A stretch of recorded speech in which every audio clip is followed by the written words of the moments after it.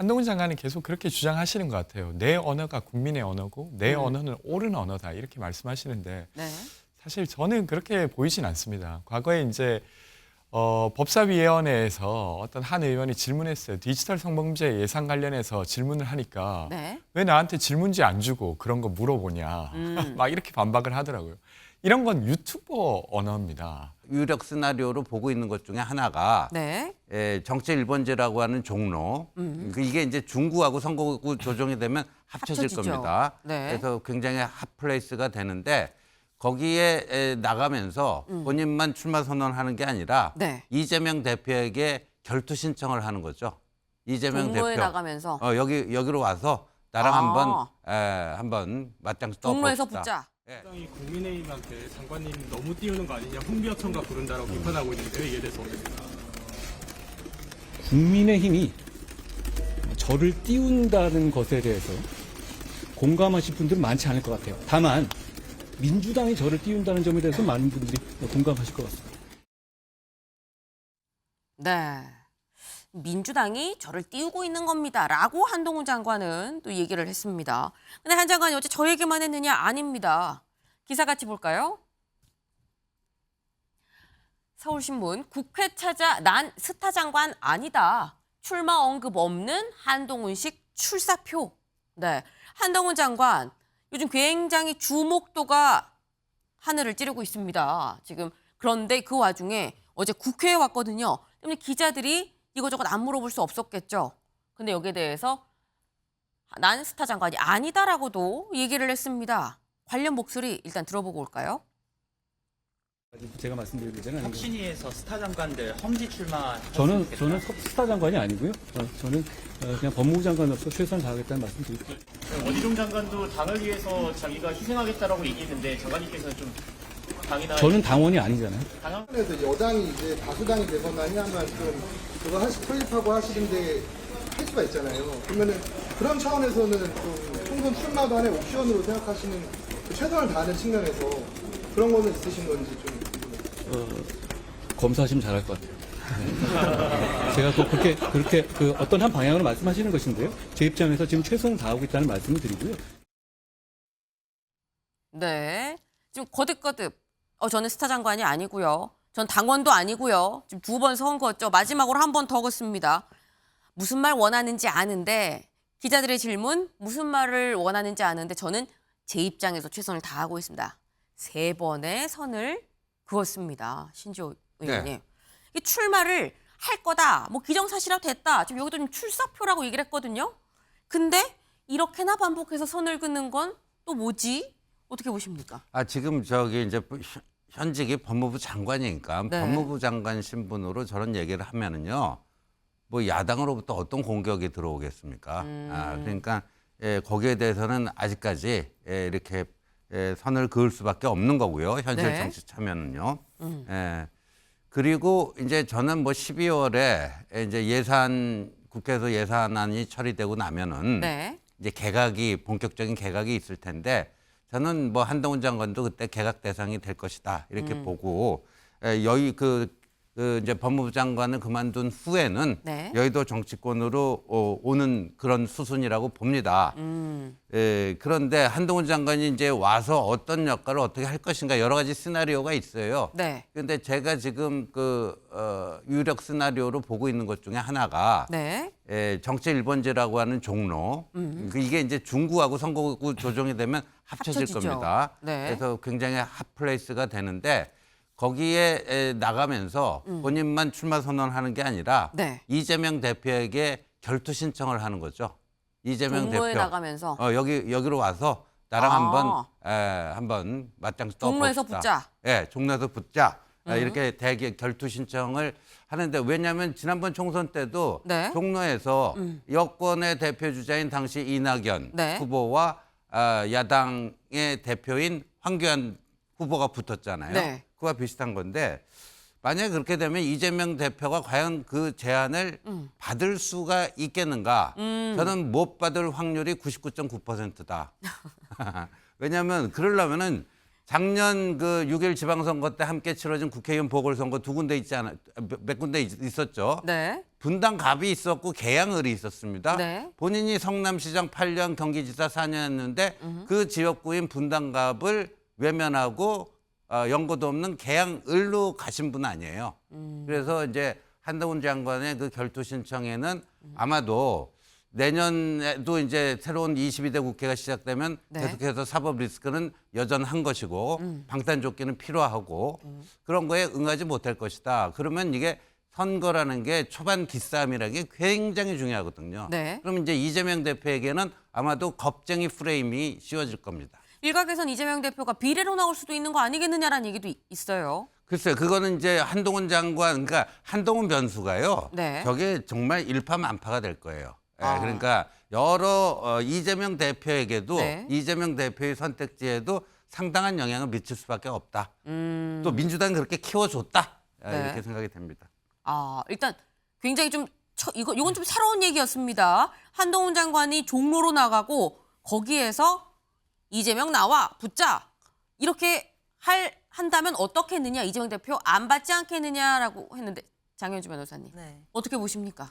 글쎄요, 지금 이제 선거를 앞두고 국민의힘 내부에서도 여러 가지 이야기가 나오는 것 같은데요. 네. 얼마 전에는 원희룡 장관이 개항에 출마를 해서 이재명 대표와 한판 승부를 해야 되는 거 아니냐 이런 이야기가 나왔던 것도 제가 기억을 합니다. 네. 사실 한동훈 장관도 뭐 이재명 대표와 한판 승부를 하고 싶다라고 한다면 국민의힘 내부에서 한동훈 장관과 원희룡 장관 두 분이 먼저 그 부분에 대해서 조율을 하셔야 될 것 같다라는 생각이 들 것 같고요. 그리고 이재명 대표 입장에서는 직전에 대선 후보에서 0.73%로 낙선을 했던 대통령 후보였고 지금 야당 대표로서 활동을 하고 있는데 네. 사실 어떤 여당에서 누가 온다라고 하더라도 네. 뭐 이재명 대표로서는 크게 뭐 흔들리거나 두려워할 필요는 없지 않겠나라는 생각도 듭니다. 네.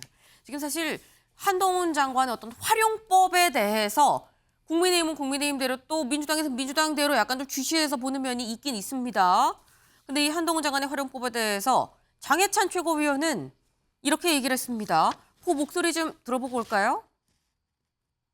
쉽진 않고요. 한동훈 장관은 굳이 비유하자면 메시 같다. 그냥 프리롤로 마음껏 그라운드를 활개치면서 그 안에서 뛰어놀 수 있게 놔두는 게 최상의 전략이라고들 합니다. 그런 좀 자유로운 역할을 맡길 수 있게 지원을 많이 해야 하지 않을까 싶습니다. 보면 한동훈 장관도 매우 중요한 인재인데 사실 그냥 야인으로 이렇게 보내는 것보다는 어찌 됐든 간에 처음에 시작은 좀 돌을 맞고 욕을 먹더라도 일단은 강남 3구에서 나가는 게 맞는 것 같아요. 네. 지금 메시라고 말한 장해찬 최고위원은 메시다. 넓은 그라운드에서 막 넓게 그라운드 다 쓰면서 뛰어다니라고 해야 된다. 그래서 비례로 나가야 된다라는 취지로 좀 얘기를 한 걸로 보입니다. 반면에 김웅 의원은 어쨌거나 붙어야 된다. 강남 3구 가야 되는 거 아니냐라고 지금 얘기를 했어요. 정광재 대변인. 네. 사실 보면은 이 한동훈 장관에 대해서 비례도 있고 뭐 아까처럼 뭐 그 강남 3구 같이 안정권으로 가야 된다는 얘기도 있고 가장 많은 얘기는 사실 험지 얘기가 가장 많이 나오긴 했었거든요. 네. 어떻게 보십니까? 활용법.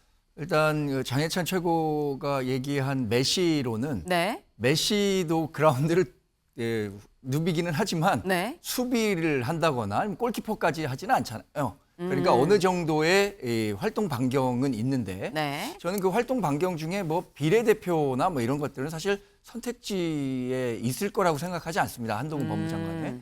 그리고 당에서 요구하는 수준도 네. 비례대표보다는 일정 정도 자신의 정치적 시험대에 올라서 승리해서 돌아올 수 있는 지역 그리고 승리했을 때 가져올 수 있는 상징성이 큰 지역에 나가는 게 네. 한동훈 법무부 장관에도 가장 유리할 거라고 봅니다. 그러니까 국회의원 한 번 하려고 하는 한동훈 법무부 장관이 아니라 더 큰 정치인으로 가기 위한 과정을 이번 총선에서 거쳐야 할 것으로 예상하는데 네. 신 의원님은 종로 잠깐 얘기하셨지만 네. 저도 역시 가장 스윙보터 성격이 강한 종로에 나가서 민주당이 거물 정치인과 붙어서 승리했을 경우에 가져올 수 있는 전리품이 굉장히 크다. 네. 사실 종로가 뭐 정치적 상징성이 떨어졌다고는 하지만 뭐 이명박 대통령, 노무현 대통령 두 사람의 대통령을 배출했었고요. 네. 과거에 뭐 거물급 정치인들이 와서 일합을 겨루기도 했었는데 네. 저는 뭐 예를 들어서 이재명 대표가 홈구장이라고 할 수 있는 개항을로 나간다, 누가 나간다라는 것들도 사실 뭐 말씀드리긴 좀 어려울 것 같습니다만 그래도 이 많은 유권자들이 이 정도 정치 지형에선 두 사람이 붙어서 일합을 겨룰 수 있을 것이다라고 생각하는 지형에 한동훈 법무장관이 가서 승리를 가져올 경우에 우리 당이 가져올 수 있는 정치적 성과 또 한동훈 법무장관 개인이 가져올 수 있는 전리품 이런 것들이 더 클 것이라고 생각하고 있습니다. 그러니까 너무 안정권도 안 되고 너무 험지도 안 되고 약간 엎치락 뒤치락 하는 데 정도 가서 그래도 갖고 와야 뭐 경합 열세 우세 정도에서 갖고 와야 한동훈 장관도 국회의원 한 번 하는 거 아니고 더 큰 정치를 할 수 있지 않겠느냐라는 말씀을 또 같이 해주셨습니다.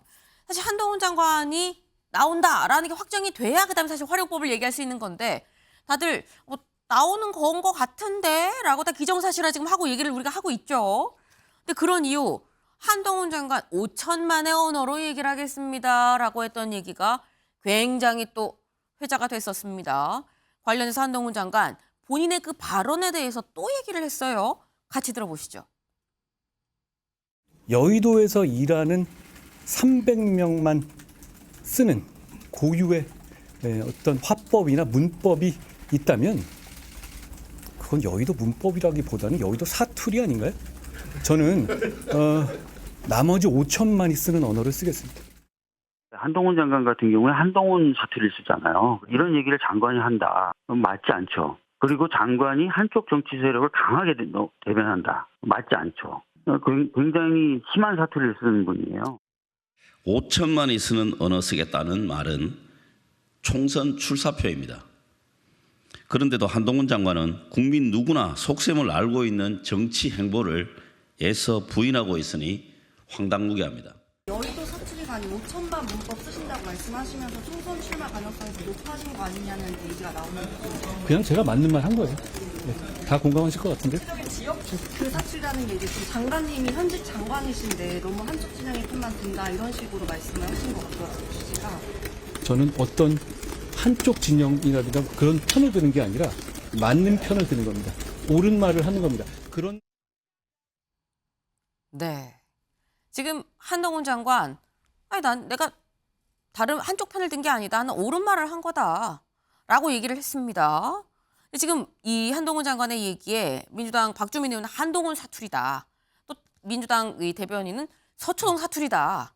그리고 어제 저희 패널로 나오신 민주당 김영배 의원께서는 검찰 사투리다라고 또 얘기를 했었어요. 이제 민주당에선 한 장관의 5천만 언어 발언에 지금 각종 사투리가 지금 다 나왔습니다. 근데 그렇다는 얘기는 권지웅 위원님. 네. 또 그만큼 민주당에서 굉장히 지금 한동훈 장관을 좀 주시해서 보고 있네라는 느낌도 있어요. 어떻습니까? 어쨌건 보수 진영의 그 대선 후보급으로 이야기되는 분이기 때문에 당연히 네. 주시할 수밖에 없다고 생각하고요. 한동훈 장관은 계속 그렇게 주장하시는 것 같아요. 내 언어가 국민의 언어고 내 언어는 옳은 언어다 이렇게 말씀하시는데 네. 사실 저는 그렇게 보이진 않습니다. 과거에 이제 법사위원회에서 어떤 한 의원이 질문했어요. 디지털 성범죄 예상 관련해서 질문을 하니까 네. 왜 나한테 질문지 안 주고 그런 거 물어보냐. 막 이렇게 반박을 하더라고요. 이런 건 유튜버 언어입니다. 그러니까 보통의 국민들이 생각하는 국무위원이라고 하면 네. 다시 확인해서 말씀드리겠습니다. 이렇게 이제 법무행정을 설명하는 위치에 있어야 될 사람인데 늘 문재인 탓하고 민주당 탓하고 이런 언어를 써 오셨기 때문에 네. 본인께서는 내 언어가 국민의 언어라고 주장하실지 모르겠지만 아마 특히나 중도층 국민들이 보기에는 되게 이렇게 소위 어그로 끌기를 좋아하시는 분이구나 이렇게 생각하시지 않을까 싶습니다. 한동훈의 언어는 유튜버의 언어다라고도 말씀을 하셨어요. 신지호 의원님 어떻게 보십니까? 그럼 뭐 보는 사람에 따라서 뭐 관점이 다를 거고요. 저는 이제 이 한동훈 변수가 급부상하면서 이게 방송에서 이제 민주당 쪽 패널 분들이 얘기하시는 게 약간 저는 좀 솔직하지 못하다. 뭐 국민의힘에 도움이 안 될 것이다. 뭐 네. 안타까운 심정이다 했는데 아니 민주당 패널 분들은 언제부터 뭐 국민의힘의 안위에 대해서 그렇게 걱정해 주셨다고 뭐 그렇게 하는지. 그러니까 오히려 국민의힘에 득이 안 될 것이다 하면 민주당 입장은 속으로 웃으면 되잖아요. 그래서 즐기시면 되는 거지. 뭐 그렇게까지 얘기할 문제는 아닌 것 같고요. 네. 그러니까 한동훈의 어법이 어떤 어법인가 이게요. 저도 뭐 과거에 그런 뭐 운동권을 해봤지만 이제 운동권 용어가 있어요. 운동권 용어가 있고 예를 들어서 그걸 또 저희들끼리 운동권 사투리라는 표현도 썼습니다. 예를 들어서 같은 조직 내에서 일하면 그걸 그 조직을 패밀리라고 불렀어요. 네. 영어로. 뭐 그 등등이 있는데 여하튼 저 한동훈 장관 언어에 대한 거, 또 민주당 쪽 언어에 대한 거 이런 거는 아마 유권자들이 알아서 판단하실 거라고 봅니다. 결론은 유권자들이 잘 알아서 판단을 하시지 않겠느냐라는 걸로 갔습니다. 근데 지금 뭐 민주당에서는 뭐 한동훈 장관 도움이 안 될 거다라고 얘기하는데 그거 사실 진짜 속마음을 얘기 안 하는 거 아니냐라고 지금 말씀을 하셨거든요. 지금 한동훈 장관이 선거에 나오는 게 이번 총선에 나오는 게 그럼 국민의힘에 도움이 될까를 여론조사한 결과가 나왔습니다. 그 결과 바로 이겁니다. 일단 국민의힘에 도움이 되겠느냐? 도움이 될 거다가 42, 근데 안 될 거단 41. 1%포인트 차이입니다. 18%가 모름이나 무응답이고요. 근데 그렇다고 한다면 그럼 각 당 지지하는 거를 정확히 봐야지. 국민의힘 지지하는 사람은 뭐라고 얘기해? 보겠습니다. 국민의힘 지지자 중에서 도움이 될 거라고 얘기하는 사람은 74%. 도움이 안 될 거, 이 12%입니다. 그런데 민주당 지지자로 봤을 때 도움이 안 될 거다가 64%, 도움이 될 거다가 25% 이렇습니다. 근데 이걸 보면 실제로 정광재 대변인, 지금 실제로 민주당에서는 뭐 속마음은 그렇지 않은데 도움이 안 될 거예요 얘기하는 게 아니라 도움이 안 된다고 민주당 지지하는 분들도 생각을 하는 것 같아요. 저게 아까 제가 말씀드린 역선택이라는 겁니다. 우리가 뭐 단일화 협상 둘 때 역선택 조항을 둬야 되냐 말아야 되냐, 역선택 방지 조항을 뭐 이런 얘기 많이 하잖아요. 여기서 극명하게 역선택이 드러나는 겁니다. 더불어민주당 지지자들은 한동훈 법무부 장관이 나오지 않아야 다음 총선에 자신들이 유리할 것이라고 생각하기 때문에 여론을 도움이 되지 않을 것이다라는 쪽으로 조성해서 한동훈 법무부 장관이 나오더라도 국민의힘엔 도움이 되지 않기 때문에 나오지 않는 게 좋겠다. 이렇게 주저앉히기 위한 여론을 만들기 위한 그 여론조사 응답을 하고 있는 거고요.